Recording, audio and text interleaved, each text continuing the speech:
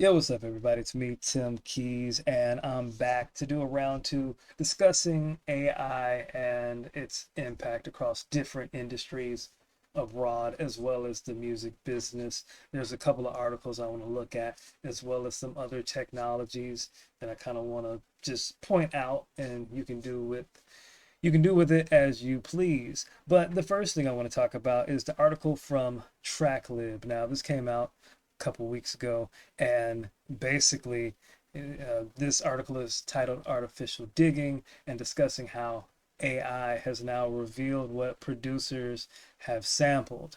And so I think this is impressive. I won't get into it. You can read it for yourself. But basically, now you have an algorithm that's set up that will find samples, and it doesn't necessarily matter how long or how short the duration of the sample is. It doesn't matter if it's pitched up or down or if it's time stretched. It will be able to find the sample.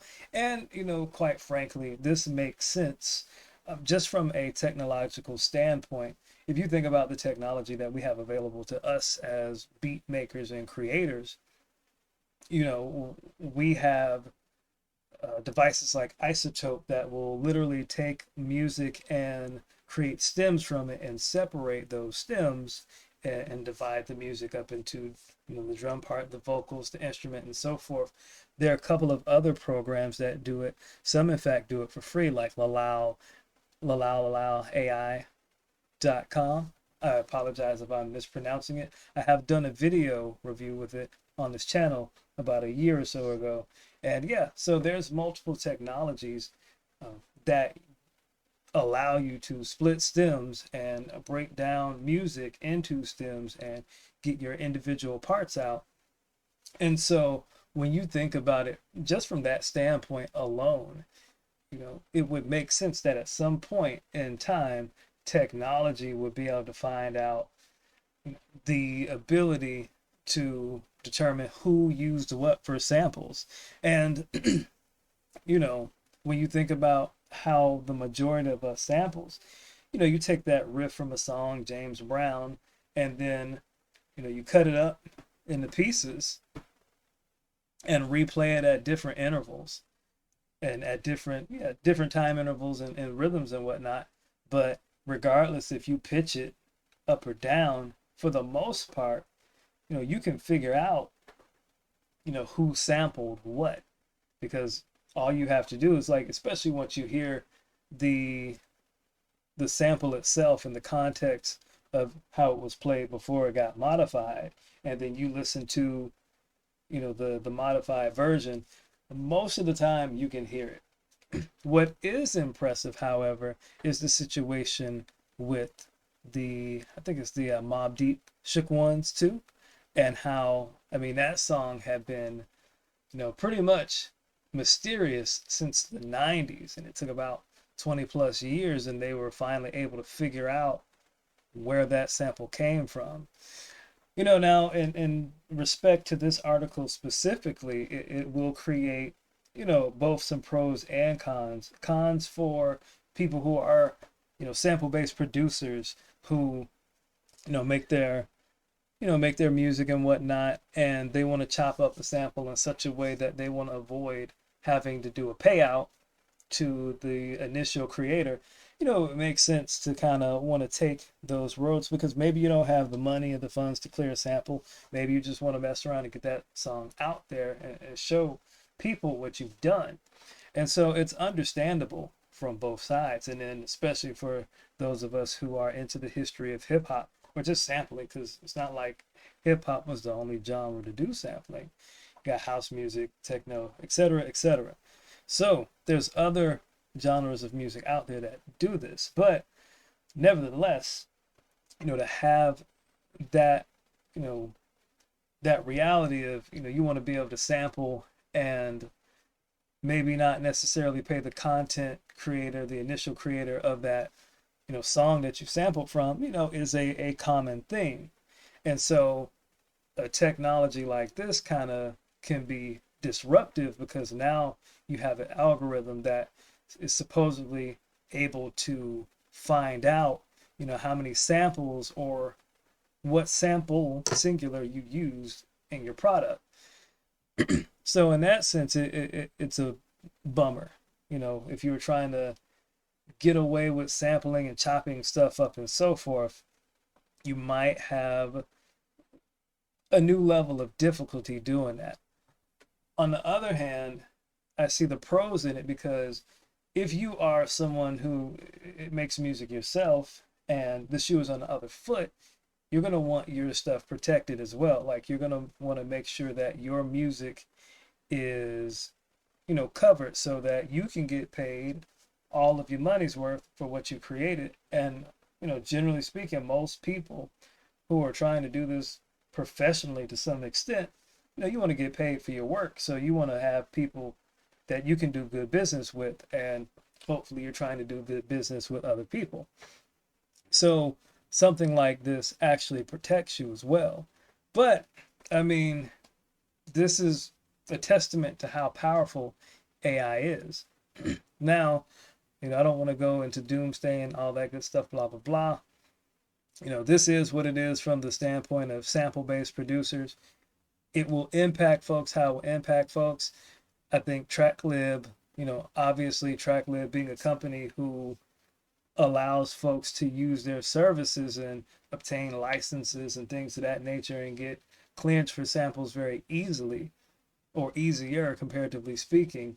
It's obvious that, you know, they're trying to get a money play here too, because if you're able to provide a service already, and then you could say, hey, look, um, there's this technology that's out that can find these things.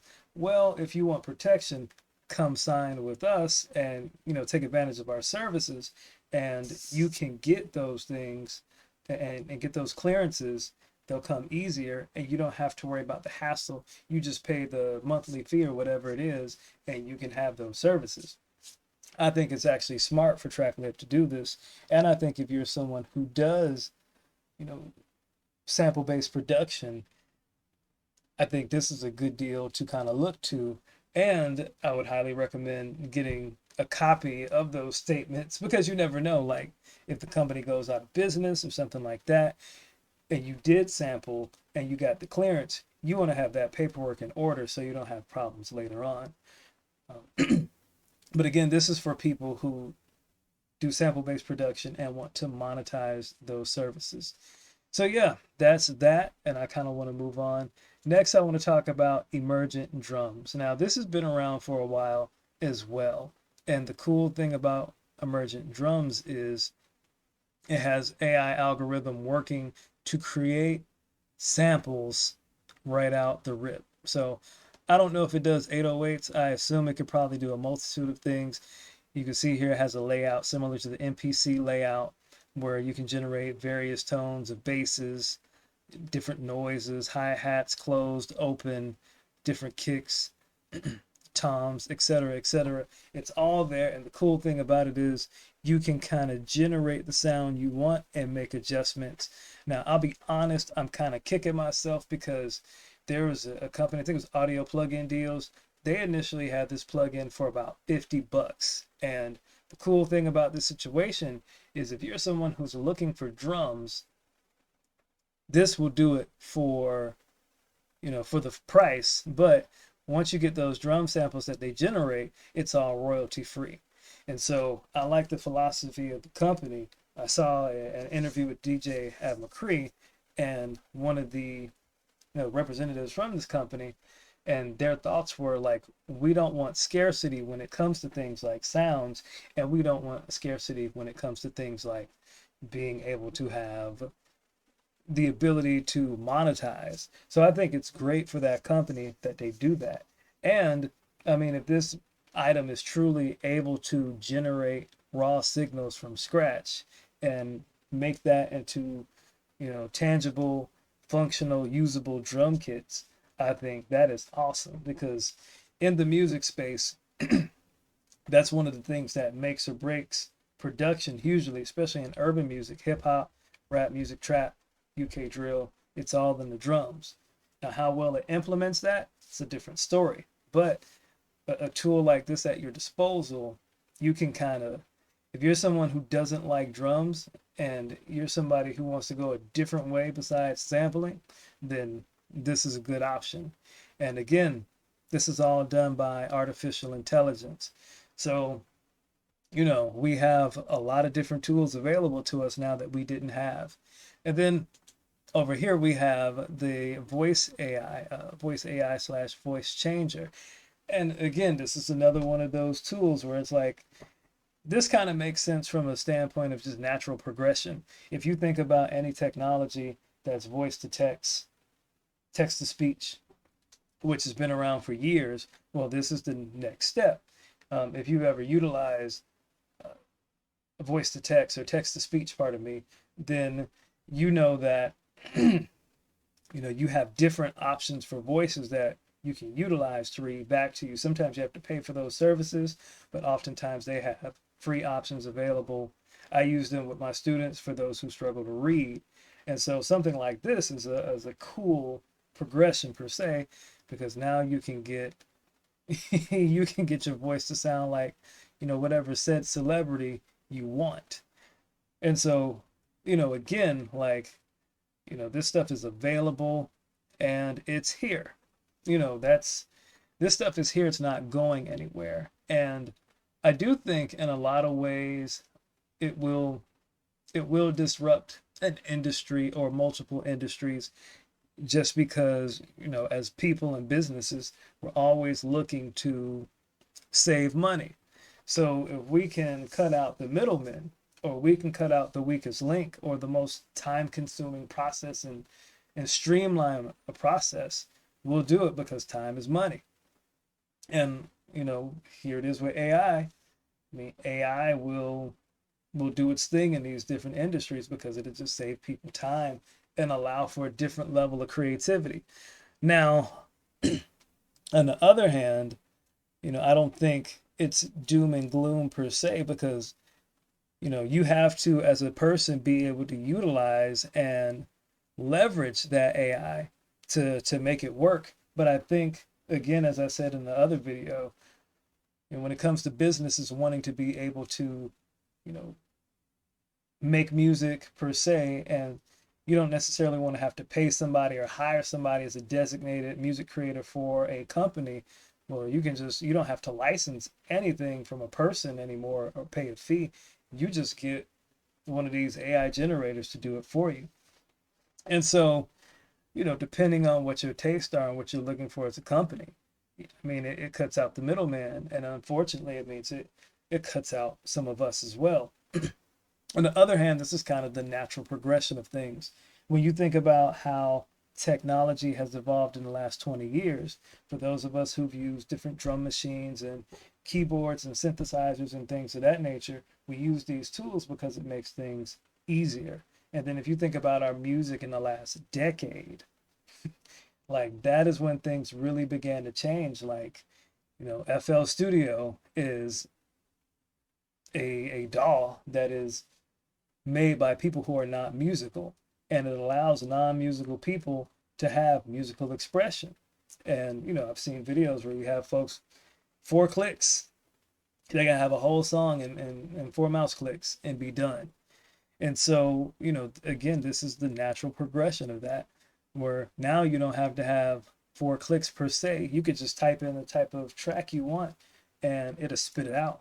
And if you want to go and make adjustments from there, you can. Or if you want to leave it as such, you can. I mean, we have tools that use AI to generate MIDI for us. And that technology, in fact, has been around for a while. Has anybody heard of Karma from Korg? The Korg Karma that was on the Triton? It was like a maroon machine. And then it was included, the Karma 2 was included on the Korg Oasis, the M3, and the Korg Kronos. That is a algorithm that can generate complex information, from different drum patterns to just musical articulations. And Korg Karma 2 has been around for over a decade. And so that technology has been available, and we've been using, AI aids in music per se for years. So this stuff is nothing new. you're just now hearing more about it, and it's more prevalent in terms of its ability. And unfortunately, it's not going anywhere. Um, so yeah, man, I think it's here. I think it provides some pros and some cons for a multitude of people, myself included. Let me know what you guys think in the comment section. What are your thoughts on the products that I showed, the voice AI, the emergent drums, etc.? What are your thoughts on the artificial digging and sampling? Let me know your thoughts. I would love to hear from you. Thank you for watching the video. I'm Tim Keys. I'm out. Peace.